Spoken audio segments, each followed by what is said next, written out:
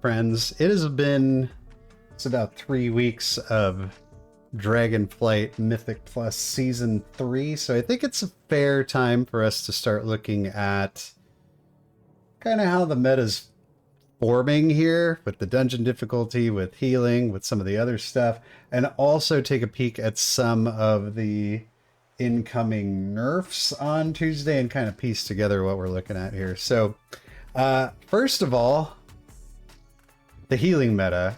We've got this lovely tier list here, and I do mean lovely this time around because we have no S tier healer, which is, I think, great.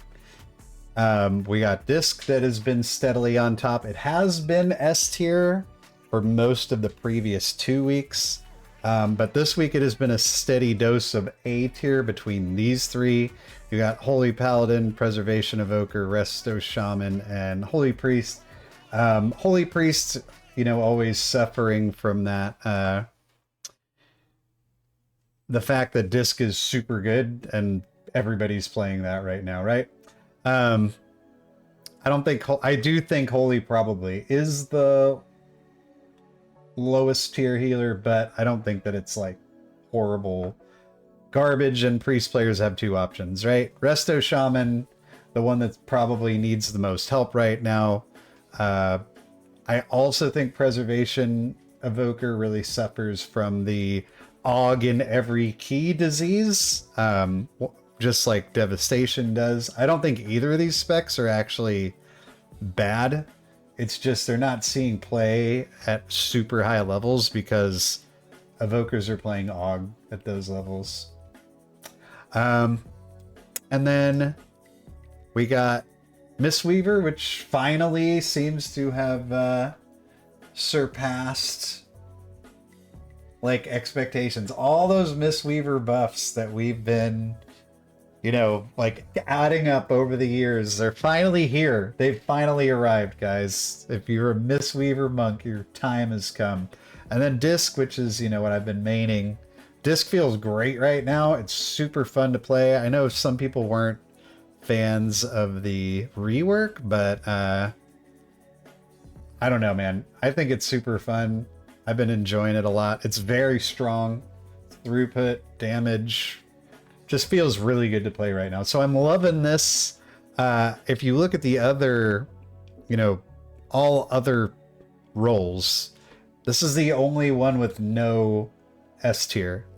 We've got a clear S tier tank. In fact, most of the time Paladin hasn't even been A. It's been S, nothing, B, and C. You've got a clear S tier DPS in Havoc DH. Had a clear S tier range DPS, if you even want to call it that, in Og. All this stuff's getting nerfed, by the way, but we'll see how bad it is. And then, so we have this pretty little healer tier list here, and then the fun police are showing up on Tuesday, guys. Hide your kids, hide your wife, because the fun police are going to show up.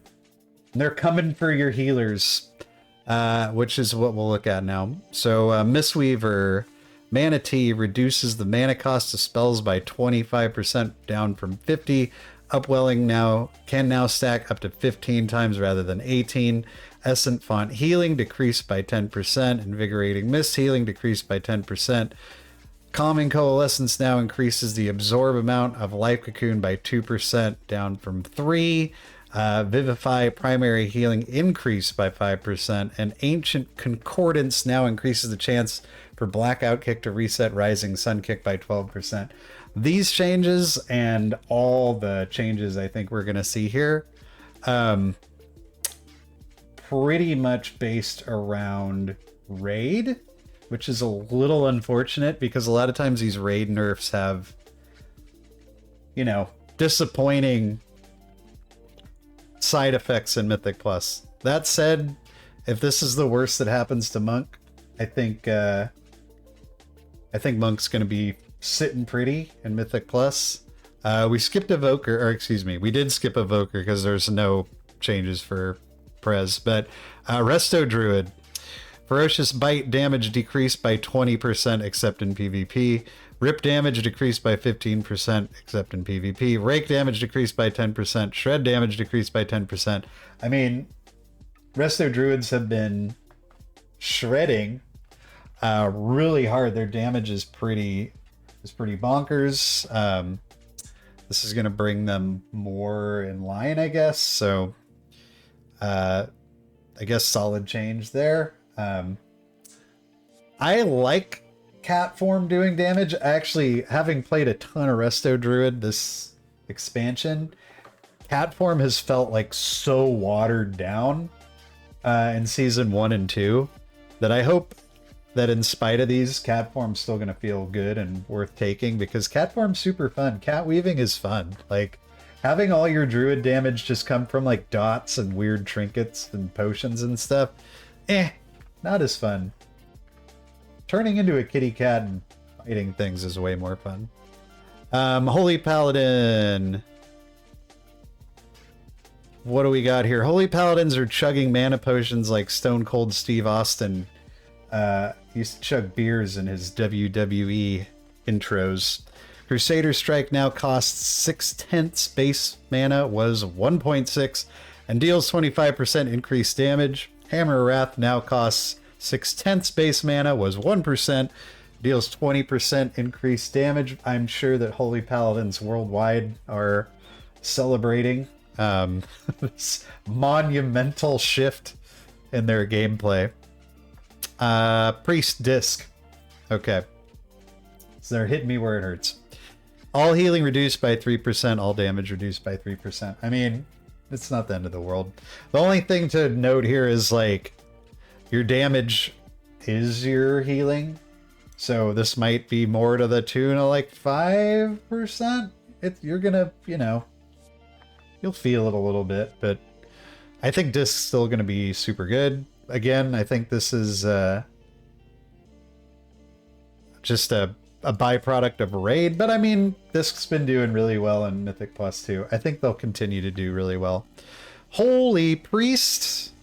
All healing increased by 4%. Burning Vehemence now causes Holy Fire to deal 75% of its initial damage to... Did I say initial? Initial damage to nearby enemies was 60%, so damage increase there.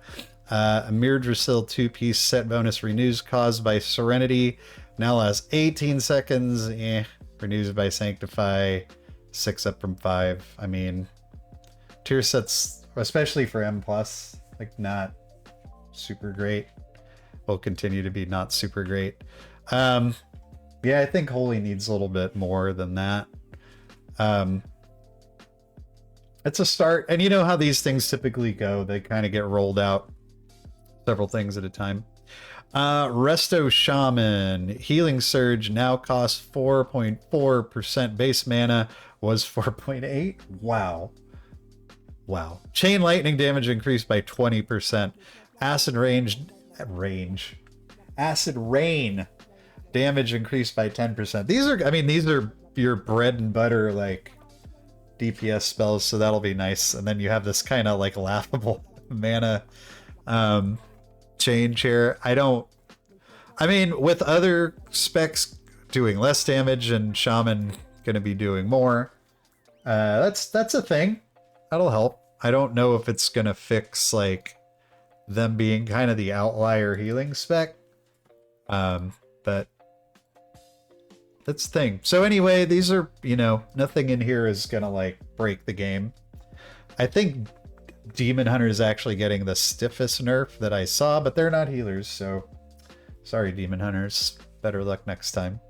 And then I just wanted to take a look at the dungeon difficulty 2. So this is for this current week of Fortified Volcanic Spiteful.